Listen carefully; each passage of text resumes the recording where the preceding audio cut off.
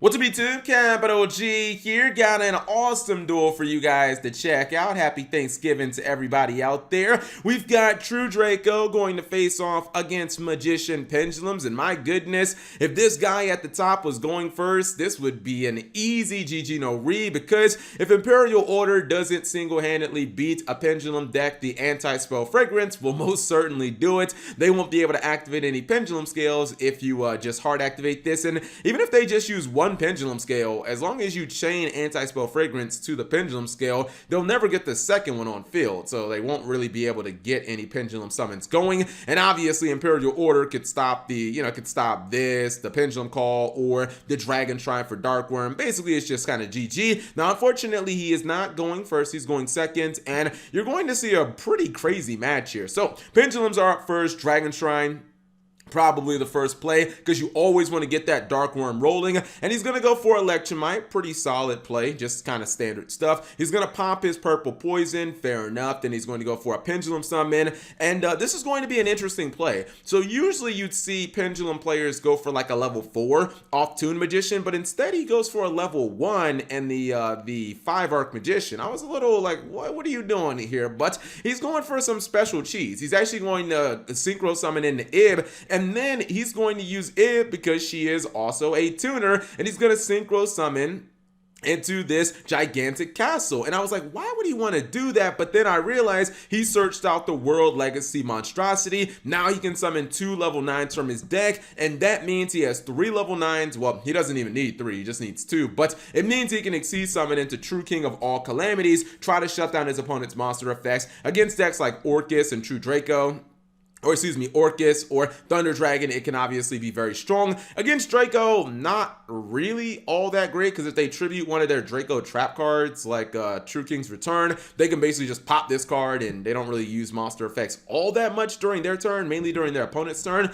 We'll see exactly how this is going to play out. So, I believe he might, okay, he's going to tribute summon Imperial Order. That was smart. Imperial Order not going to really do anything now. Pendulum player's already set up. He did activate Card of Demise, and he got 2 monsters on board. He did give his opponent a draw with the Electromite, and unfortunately he is not able to attack, so that kind of sucks. But let's see if he can still somehow stay in this duel. I didn't really think that he could. Dynamite Knight is going to activate, get himself that Apocalypse. He activates Pendulum Call, fair enough. He's going to go for Oath Dragon. He does pop the There Can Only Be One, but this is where the game is going to flip. He's going to go ahead and summon the Curious. I don't agree with this play. Why would you give up True King of Calamities for Curious? It just doesn't make any sense to me. And his opponent says, not so fast, my friend. I got that summon limit. And now, guess what? He is locked into the Curious. He can't do any other plays. And I was like, uh-oh.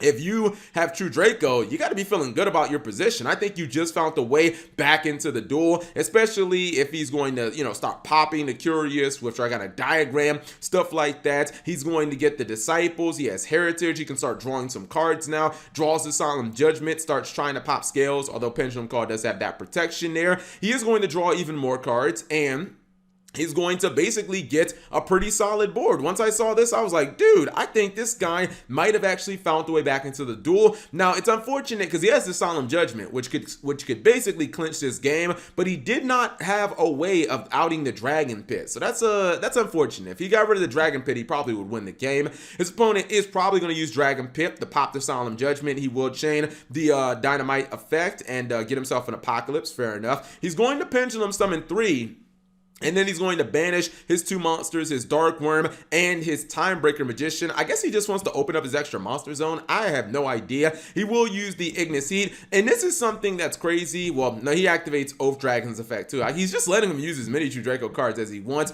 I had never seen this effect. I know so many people are going to facepalm, but I cannot be the only one who had no idea that Chronograph had this effect. I'm used to it just special summoning itself and then special summoning a monster. Apparently, this thing can freaking summon Zark by itself. Obviously, he will have to use his graveyard, and he's been loading his graveyard up with all these random Pendulum Magician monsters that count as different monsters, whether it be a Synchro Dragon or a Fusion Dragon and Exceed Dragon, and just like that, he's going to drop Zark. That's going to nuke the entire board, so bye-bye True Draco Field, and then He's going to summon Chronograph, another monster. He is not, or he doesn't have enough damage for lethal here, unfortunately. It's his first damage, and Zark did get debuffed, but it's a pretty difficult card for Pendulums to, or for True Draco to kill. Not if it's at 2000 attack, though. I think he can actually do this. Can he still pull off the comeback, even over the Supreme King, Zark? He's just going to attack it, and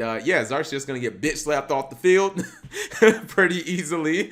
He is going to summon his Chronograph back from the graveyard, and he says, you know what, Cap G, clearly Zark was not it. I'm gonna go for the real boss monster of 2019. When you want to end the game, guys, you don't go for a god, you go for a simple Boros War Dragon. Ask the Orcus duelist out there, and he realized this is pretty much a GG on Rhea. All he has to do is simply attack his opponent, gain the attack, and there's basically nothing he can do. But I thought that was pretty interesting because it really seemed like that duel was, it was crazy. It felt like either player could have won that at multiple times, and I still think if True Draco would have went first, it would have been a complete wash. I think the game would have been over essentially when he flipped over anti-spell, but I thought Zark was going to end it. Turns out not so much. Anyways, hopefully you guys enjoyed the short duel. If you did, give the video a thumbs up. Thank you guys for watching. As always, subscribe if you have not already, and turn on the notification bell for daily videos.